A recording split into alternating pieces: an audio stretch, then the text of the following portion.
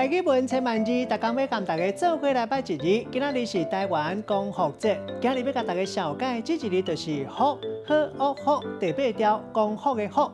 福就是安怎，搁再安怎意思？像咱讲恢复，另外恢复到原来款，咱讲是复原；啊，若恢复古早款式，咱讲复古；搁再换起来，咱讲复换；啊，若物件修理好势，咱讲修复；搁再兴起来，咱讲复兴；啊，若往回有人讲往复。带大家做伙来小解两个词。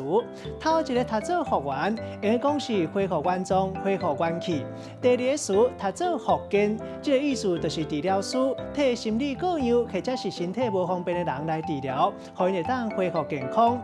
一般咱常常通人读做复健，也就是建设的建。要毋过若照字典，应该是读做复健第7条。咱用一句话来举例，甲这两个词夹做伙。比如讲阿明跋倒，伤才拄好，当咧复原，都爱去病院复健，希望伊赶紧好互你。今仔日小解这一日，福提供予大家参考。